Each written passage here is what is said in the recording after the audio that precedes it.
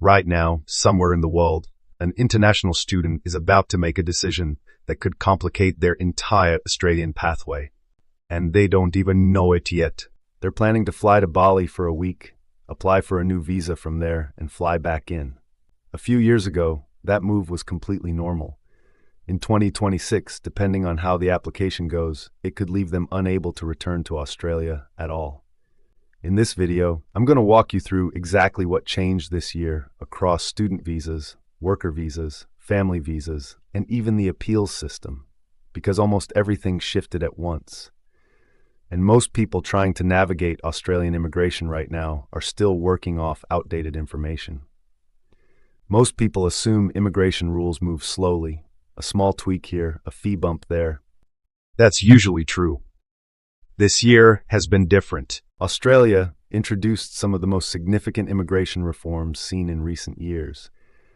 And the changes touch nearly everyone, whether you're a worker hoping to get sponsored, a student trying to extend your stay, a family trying to bring a parent over, or anyone who's ever had to appeal a visa decision.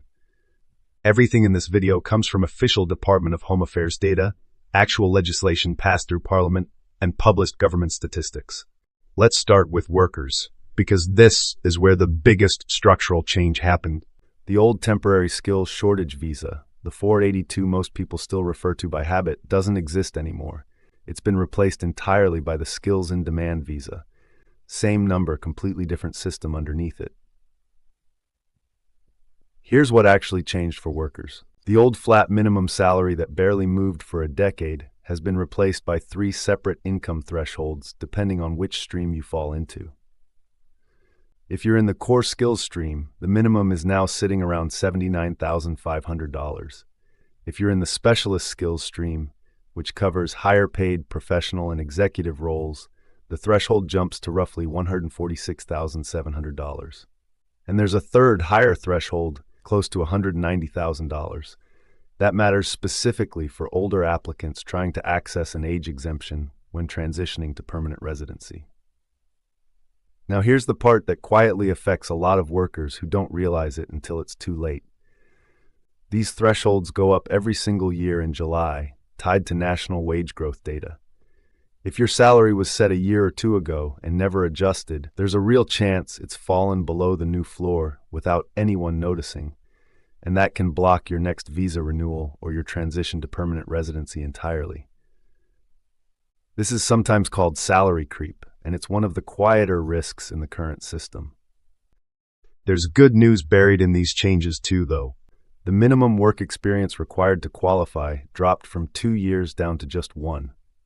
And if you lose your sponsoring job, you're no longer stuck with a brutal 60-day window to find a new one. You now get up to 180 days at a time and up to 365 days total across your entire visa to secure a new sponsor, all while keeping full work rights in the meantime. So for workers, the honest summary is this. It's gotten more expensive for employers to sponsor you. But if you do get sponsored, the path is faster and considerably safer than it used to be. Now let's talk about students, because this is where the changes have been the most aggressive and honestly, the most misunderstood. The single biggest shift here is the crackdown on what the government calls onshore visa hopping. This is the practice of holders of one temporary visa switching to another temporary visa while remaining physically inside Australia, essentially extending their stay indefinitely without a real pathway to permanent residency. As of February 2026, this door has largely been closed. If you're on a visitor visa, you can no longer apply for a student visa while you're inside Australia. Same goes for graduates coming off a 485 visa whose work rights are running out. Under the current rules, if you want to switch into a student visa in these situations, you generally need to leave the country and lodge that application from offshore. This is exactly the trap I mentioned at the start. A lot of people, especially graduates whose visas are about to expire, have been trying what used to be a completely normal move, a quick trip to New Zealand or Bali, applying for a new student visa while overseas, then flying straight back in.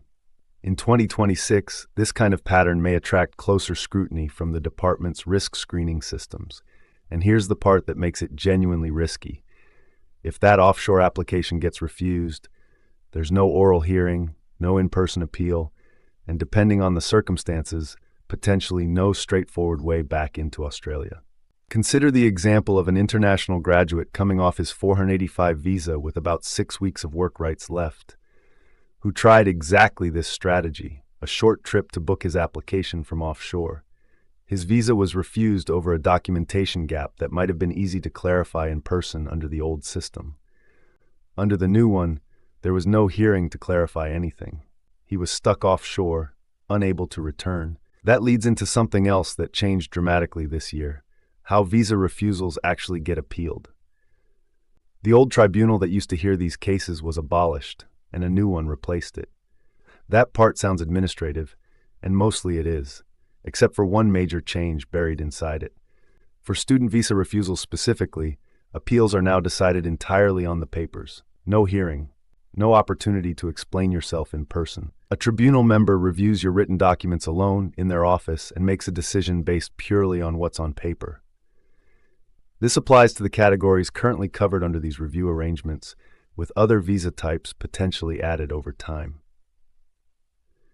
Think about what that actually means if your case involves something that needed explaining, a gap in your study history, an inconsistency in a document, anything that used to get cleared up with a 5-minute conversation. That conversation doesn't happen anymore. Whatever you submit in writing is genuinely all you get. This shift happened because the backlog had become completely unmanageable. Active student visa appeal cases went from around 2,000 a few years ago to well over 39,000 by mid-2025. The system was buckling under its own weight, and moving to paper-only reviews was the government's way of clearing it. Understandable from an administrative standpoint. Genuinely tough if you're the applicant relying on your written submission to carry your entire case. On top of all this, the financial side of studying in Australia has shifted sharply too.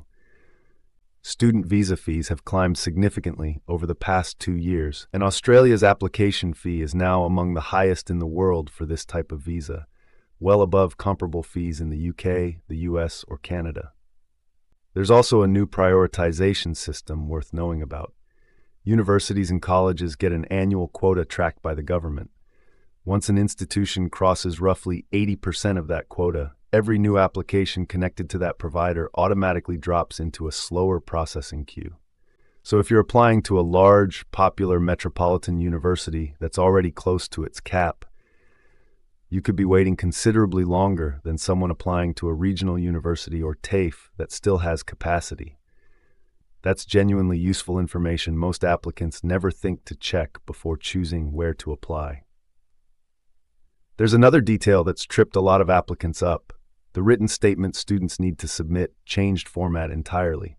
The old single essay explaining your intent to study has been replaced by 4 separate short answers, each with a strict word limit. It sounds like a small thing, but the way you answer these now has a real direct impact on whether your visa gets approved. Now let's move to families, because this is where the gap between skilled migration and family migration has become genuinely stark. While employer-sponsored visa places grew substantially this year, parent visa places actually shrank, down close to 17% from the year before. And because far more people apply for parent visas each year than there are places available, the government runs what's essentially a queue system. Once the annual quota is used up, remaining applications simply wait for a future year's allocation. Here's the number that genuinely surprised me researching this. As of early 2026, the department was still processing contributory parent visa applications lodged all the way back in November 2018. For the non-contributory, lower-cost parent visa pathway, they were only up to applications from July 2013. If current trends continue, some families in that queue could realistically be waiting several decades. There's also a lesser-known rule that catches families off guard called the balance of family test. To qualify for most parent visas, at least half of your adult children need to be Australian citizens or permanent residents, or more of them need to live in Australia than in any other single country. Picture a parent with 3 adult children, one in Sydney as a citizen, one in London, one in Mumbai, Only 1 out of 3 lives in Australia, so this parent doesn't pass the test at all, regardless of how strong their connection to Australia otherwise is. It's a rule a lot of families don't discover until they're already partway through the process. Partner visas moved in a different direction. They didn't get cut, but they did get considerably more expensive. The government application charge for a partner visa jumped by around 25% this year, and for a family applying with a dependent child, the combined government fees alone can run into 5 figures before you've even accounted for medical checks, translations, and health insurance. If a family genuinely just needs a parent physically present sooner rather than decades from now, there is one option worth knowing about: a temporary parent visa that sits completely outside that long permanent queue. It doesn't carry the same waiting list, though it comes with its own conditions, including that the parent generally can't work while on it. They're pulling this all together. Here's the honest picture of Australian immigration in 2026.